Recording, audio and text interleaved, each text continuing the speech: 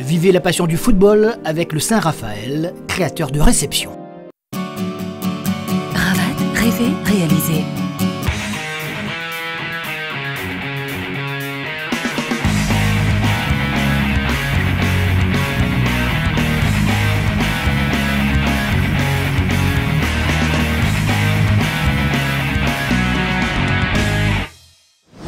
Bonjour, merci en ce dimanche d'être en notre compagnie pour vous parler de football. 97.4 foot et au programme de cette émission, la 8e journée du championnat de première division et principalement les matchs qui se sont disputés hier soir. Avant cela, on va faire du vélo si vous le voulez bien et plus précisément du Run Tour.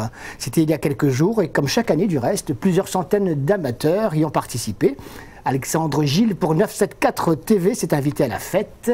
Il était au cœur du peloton.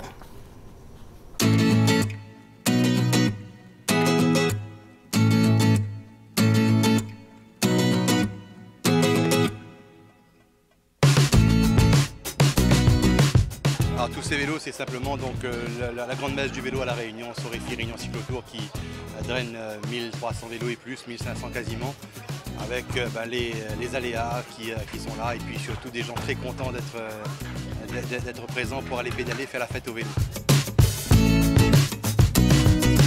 Moi c'est ma vie alors. J'ai toujours fait du vélo depuis l'âge de 18 mois, donc c'est un plaisir et c'est le plaisir de partager une journée et de faire la fête. C'est une belle fête aujourd'hui. Là, nous, on est en amateur, mais les costauds sont le bon vélo. Ouais. C'est un défilé, on dirait par là-bas, non? On dirait, ouais, défilé de mode. C'est un vrai défilé de mode. Ouais, c'est le gars dessus qui n'est pas pédalé là. Ouais. Il faut rien. Nous l'avons entraîné pour finir dernier. Ah oui, ça. Bah ouais, ça c'est important. C'était quoi l'entraînement? Graille saucisse, boucané. Comme ça.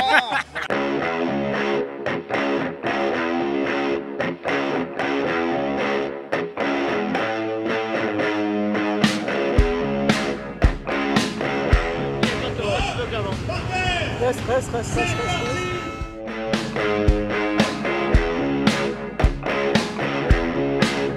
Comment tu vas vite comme ça avec un vélo là? Ah ben j'ai un peu dopé le vélo, au lieu de me doper moi, c'est mieux.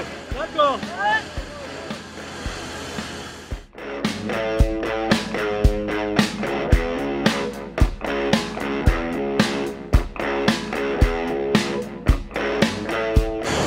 Alors l'image est bonne? Excellent. Super manifestation. Amuse-toi bien, tu es en VTT toi? Oui. Même pas peur? Même pas peur. Enfin pour l'instant.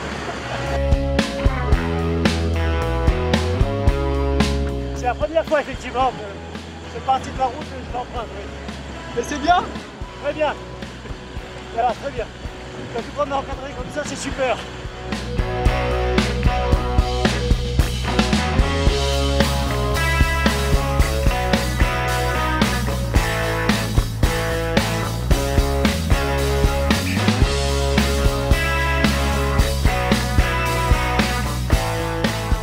Il y a tout là. Il y a du semi-pro, il y a de l'amateur acharné, du baladeur. Ah, il faut de tout, hein. Surtout de faire plaisir. Merci, amuse-toi bien. Si.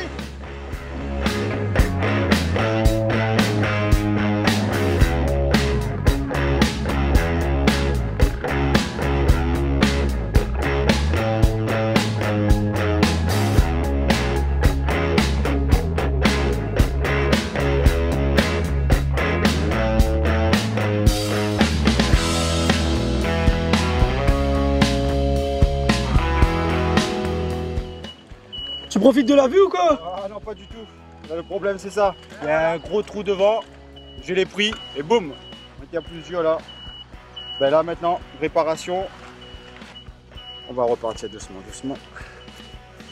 La route, elle est encore longue. Le cycliste est philosophe. Ouais, exactement. Là, de toute façon, on n'a pas le choix. Salut.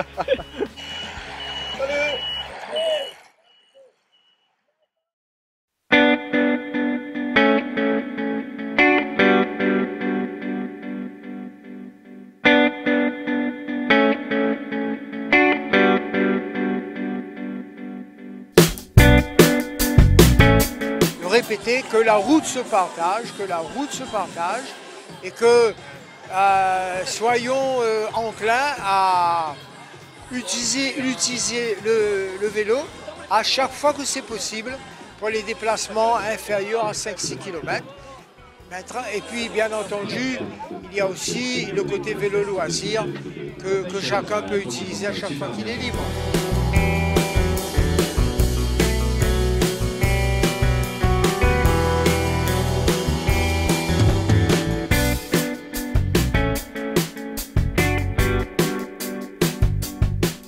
On arrive pas? Non. Tu as encouragé qui? Mon mari, Ouais. avec son groupe d'amis de la rivière Saint-Louis. D'accord. C'est important d'être là, là? Ah oui, c'est sûr. Vous leur dites quoi? Vous leur donnez de l'énergie? De l'énergie, j'ai le ravitaillement. Ouais. Et puis beaucoup de courage, allez! Allez, vive le vélo, vive le sport!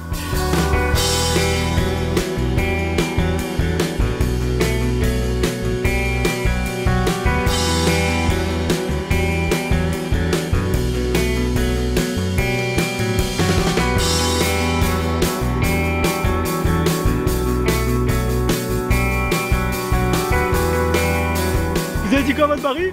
Je lui dis si tu me trouves plus aujourd'hui, c'est pas grave, je suis partie avec le premier. Ah bon? Il a intérêt de se dépêcher alors? Oui, oui, ça va le motiver un petit peu là pour la journée. Okay. Il faut l'encourager là.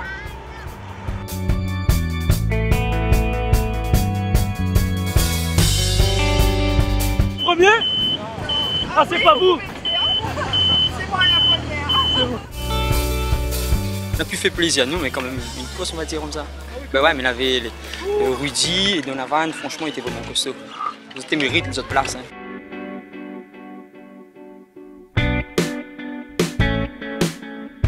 Il faut partager un peu le vélo et faire mettre un peu tout le monde dans l'esprit de la compétition un petit peu.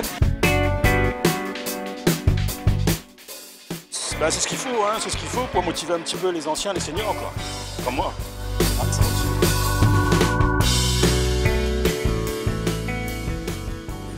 Bah, c'est important de vivre l'épreuve, ouais. Et puis c'est pour tous les niveaux. Il y a les meilleurs qui sont vraiment devant, qui font la course. Et puis après ceux qui essaient de tenir derrière. Donc c'est sympa. Trop dur, on n'avait pas trop les jambes, donc on a sauté et là on a récupéré le groupe plus loin. Vous savez qu'il y a des gens qui savent pas ce que ça veut dire? On a sauté personne, on a juste sorti du peloton, on a décroché et on est re-rentré après, mais on a sauté personne. Bah, c'est le principe de la cyclo. C'est pour les meilleurs, c'est pour les moyens et puis pour les débutants. Donc c'est l'esprit vélo, quoi. On va laisser quelques minutes le vélo pour vous parler de football et de la 8e journée du championnat de première division et les matchs qui se sont disputés hier soir. On va commencer par le leader, l'Excelsior, qui était en déplacement à Saint-Leu. Une équipe de l'Excelsior en danger ou pas? Car il faut quand même savoir que l'équipe de Saint-Leu, les Marsouins, les hommes de Jamal Bendouma, s'étaient imposés la semaine dernière à l'extérieur, au stade de la Redoute, sur le terrain du SDEFA.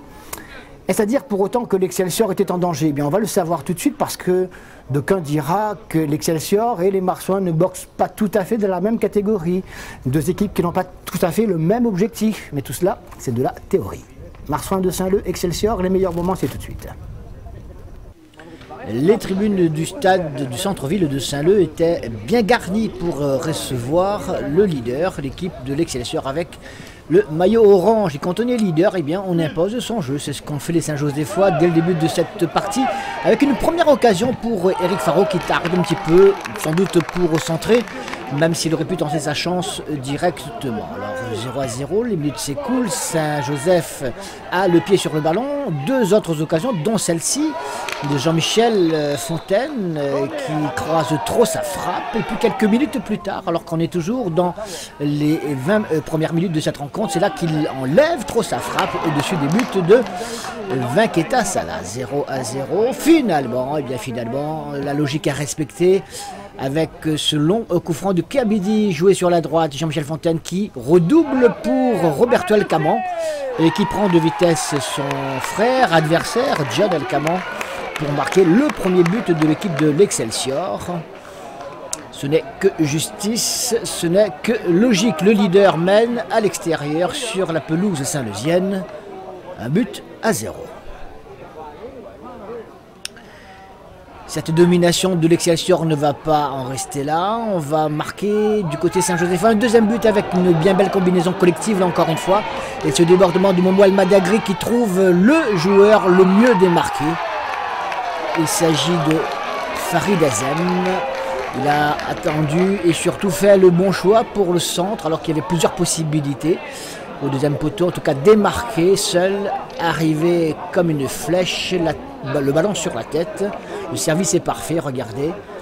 Il n'a plus qu'à marquer et ne laisse aucune chance à Damien Vinquetasala, le gardien des Marchands de Saint-Leu. 2-0, on a peur à ce moment-là pour l'équipe saint-leusienne, qui pourtant va se créer une petite occasion avec cette frappe qui passe à côté des buts de Michael Grondin, qui était titulaire dans les buts de l'Excelsior. 2-0, ce sera le score à la pause. On retrouve encore l'Excelsior à l'attaque au début de la seconde mi-temps avec à nouveau un bien malheureux Jean-Michel Fontaine qui cette fois du pied droit soulève bien trop son ballon. Et puis, eh bien, les Marseillais vont connaître une excellente période, pratiquement pendant un quart d'heure. Ils vont mettre la pression sur la défense de l'Excelsior. Regardez, là, il faut une intervention avec un peu de chance tout de même.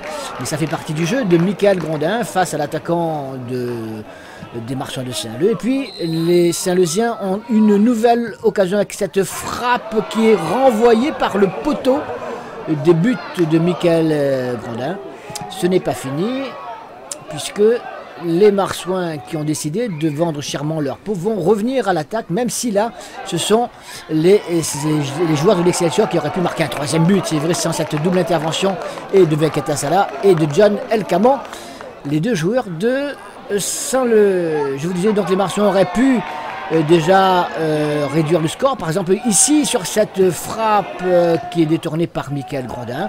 Finalement ils seront récompensés dans l'ultime minute de cette rencontre, même dans les arrêts de jeu, à la suite non pas de cette action mais de celle-ci qui part au milieu de terrain avec un très bon Urbain qui a été très actif pour l'équipe des Marchands de Saint-Leu. C'est finalement Certa en deux temps qui trompe le gardien Saint-Josephois.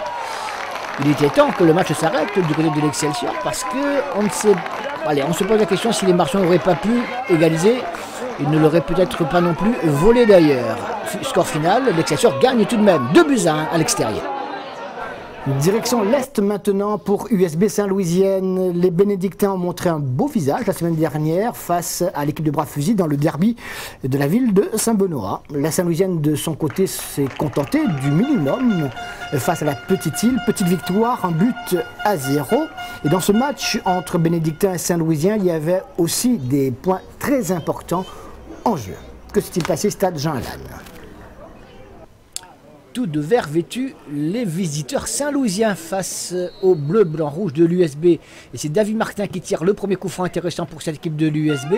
Et c'est un ballon qui est finalement renvoyé par Jean-Fabrice Chassan, le gardien des Verts, et qui sonne la première attaque intéressante de cette rencontre. La réplique saint-louisienne avec cette reprise de Visnelda.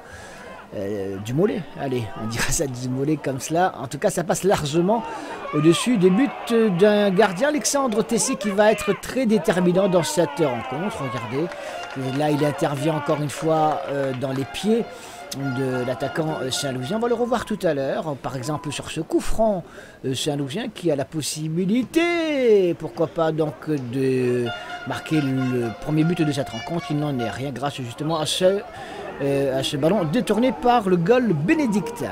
Toujours en première mi-temps et toujours l'USB. Regardez, l'USB qui va finir par marquer un but à la 45e minute. Ce ballon navigue devant la défense saint-louisienne et finalement, allez, avec un petit peu de chance là aussi, ça fait partie du jeu. Kader Beladji reprend cette frappe un peu ratée, mais ça fait partie là encore de la chance des équipes qui osent.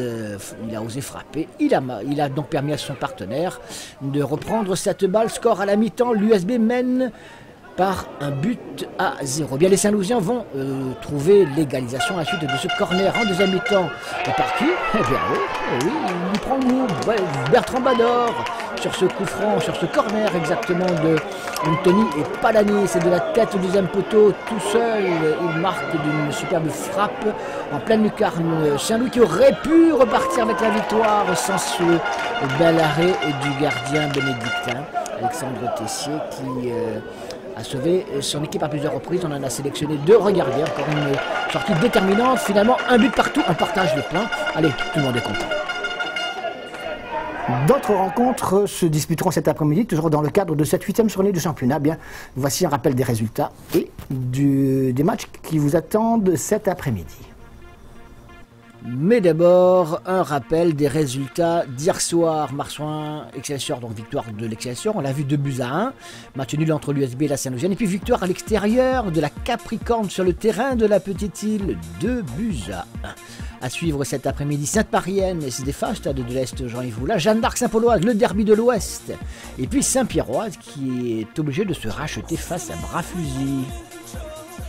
En 2e division régionale, il y a eu 3 matchs hier soir. Regardez Grandbois qui se ressaisit en s'imposant sur le terrain des Avirons. 2-0. Léopard, 3 bassins tenus en échec donc à Saint-André, 0-0. Et puis Sainte-Suzanne qui gagne à l'extérieur sur le terrain de la ligne Paradis. C'était pas gagné d'avance.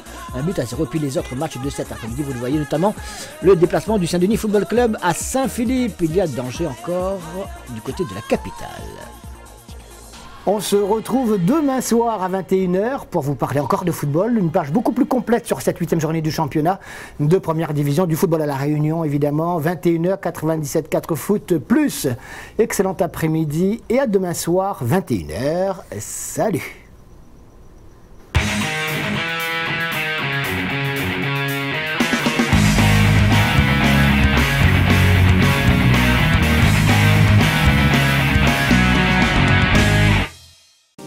Vivez la passion du football avec le Saint-Raphaël, créateur de réception. Ravat, rêver, réaliser.